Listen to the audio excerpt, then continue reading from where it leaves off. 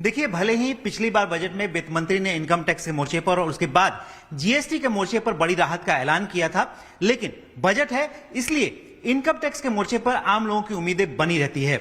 और इस बार जो सबसे बड़ी उम्मीद है, जिसको लेकर सबसे बड़ी चर्चा है, वो है ज्वाइंट फाइलिंग को लेकर।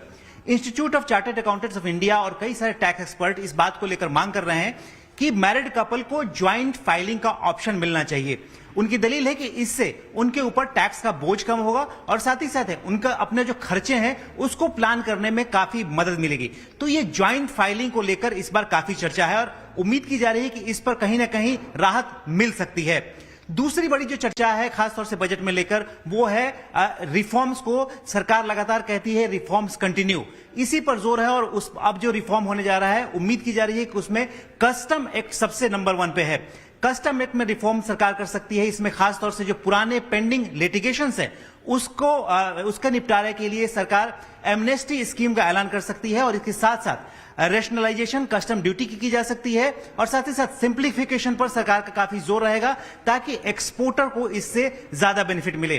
खासतौर से कंप्लायंस और ईज ऑफ डूइंग बिजनेस के मोर्चे पर भी सरकार कई सारी राहत का ऐलान कर सकती है। इसके अलावा इन्वर्टेड ड्यूटी स्ट्रक्चर एक समस्या है, जहां पर जो चुनिंदा सेक्टर में जो कच्चा माल और तैयार माल के बीच का भेदभाव है उसको खत्म किया जा सकता है। इसके साथ साथ एक और चीज है, खासतौर से जो ट्रांसफर प्राइसिंग जो टैक्स का कानून है उसको सिंप्लीफिकेशन उसका किया जा सकता है और इससे सबसे ज्यादा बड़ा फायदा होगा वो एसएमई सेक्टर को मिलेगा, जो कि मल्टीनेशनल कंपनियों के साथ काम करते हैं।